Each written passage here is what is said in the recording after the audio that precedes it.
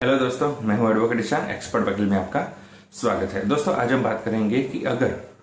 Police अपने power का गलत इस्तेमाल करती है या फिर आपकी गलत तरीके से गिरफ्तारी करती है या फिर किसी भी मेलिकस एक्टिविटीज करके या मेलिकस इंटेंशन से आपके ऊपर झूठे केस में आपको फंसाना चाहती हैं या फिर फॉल्स एविडेंस या फॉल्स स्टेटमेंट रिकॉर्ड करके आपके ऊपर झूठा केस करना चाहती है, तो ऐसे में आप क्या कर सकते हैं अपने बचाव के लिए। और अगर ऐसा कोई कार्य पुलिस के द्वारा किया जाता है जो कि मेलिकस इंटेंशन से किया गया हो, झूठ की बुनियाद पर हो, तो पुलिस के ऊपर कौन कौन सी धारा के तहत मामला दर्ज हो सकता है और सजा का क्या प्रावधान है, इसके बारे में आज हम इस वीडियो में जानेंगे। तो वीडियो को अंत तक जरूर देखिएगा ताकि आपको इन्फॉर्मेशन पूरी मिल सके। और अगर आपने अभी तक हमारे चैनल को सब्सक्राइब नहीं किया तो अभी सब्सक्राइब कर लीजिए और साथ ही में बेल आइकन भी दबा दीजिए ताकि ऐसे लीगल नॉलेज और लीगल वीडियो जैसे अपलोड हो आप तक नोटिफिकेशन तुरंत मिल सके। तो चलिए शुरू करते हैं।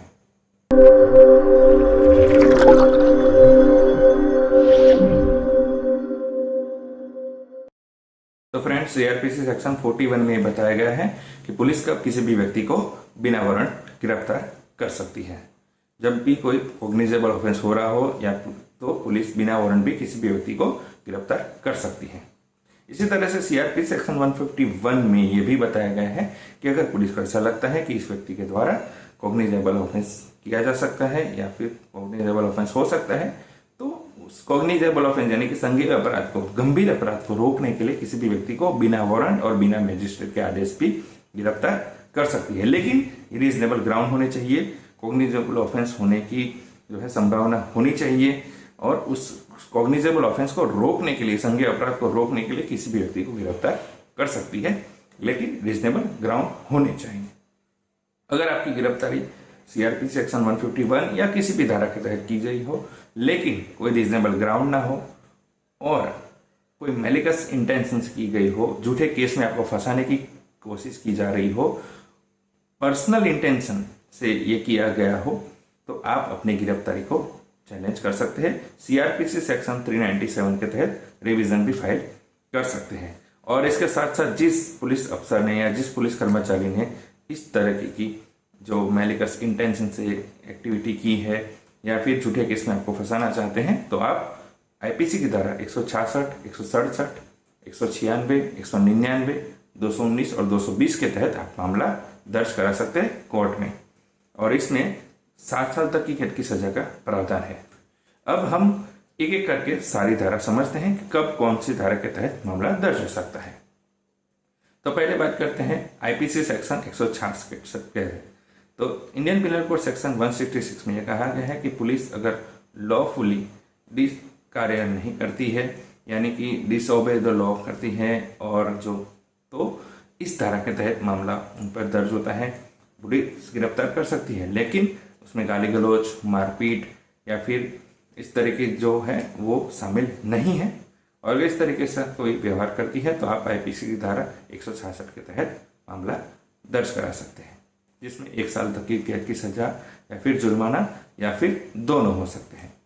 अब पुलिस के द्वारा गिरफ्तारी तो की गई, इसके साथ साथ पुलिस जो है वो यहाँ पे रुकी नहीं, वो किसी के कहने पे या पर्सनल इंटेंशन से या मेलिकस इंटेंशन से आपके ऊपर झूठे डॉक्यूमेंट तैयार कर रही है, झूठा केस तैयार कर रही है, झूठी चार्जशीट तैयार की जा रही है और बिना वजह आपको परेशान किया जा रहा है, बिना वजह झूठे केस में आपको फंसाने की कोशिश की जा रही है। और ऐसा होता है, फॉल्स डॉक्यूमेंट अगर तैयार करती है पुलिस, फॉल्स चार्जशीट तैयार की जाती है, तो आप आईपीसी की धारा 167 के तहत मामला दर्ज करा सकते हैं और उसमें 3 साल तक की कैद की सजा या फिर जुर्माना या फिर दोनों हो सकते हैं। तीसरी ये सेक्शन है कि आईपीसी सेक्शन 196, इसमें यह है कि अगर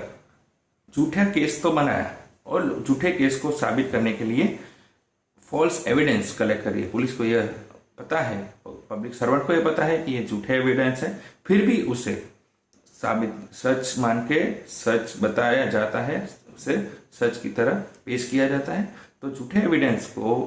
पेश किया जाता है तो उसे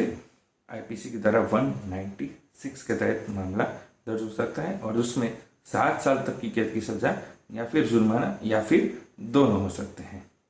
अब झूठे एविडेंस के बाद झूठे गवाह, झूठे फॉल्स स्टेटमेंट ये सब भी कलेक्ट किए जाते हैं, ये भी किया जाता है पुलिस के द्वारा। यानी कि पूरी तरह से अपने पावर का गलत इस्तेमाल किया जाता है, झूठा केस बनाया जाता है, झूठे एविडेंस कलेक्ट किए जाते हैं, झूठे स्टेटमेंट रिकॉर्ड कराए जाते हैं।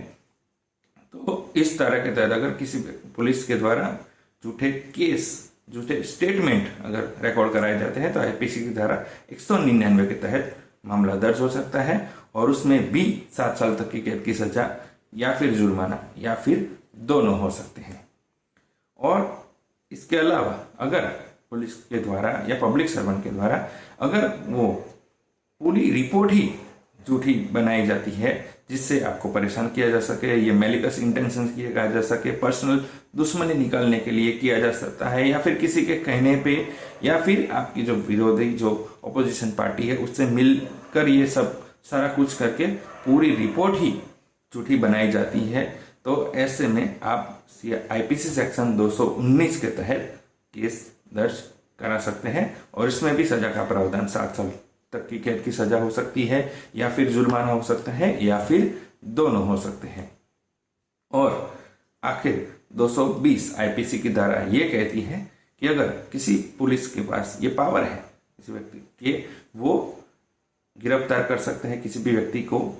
और उस अथॉरिटी का, उस पावर का अगर वो मिसयूज करता है, दुरुपयोग करता है, मैलिकस इंटेंशन से कार्यवाही करता है कि किसी व्यक्ति को पर्सनल टारगेट किया जाता है जिसमें कोई रीजनेबल ग्राउंड नहीं होता है, तो ऐसे पावर मिसयूज किए जाने वाले पावर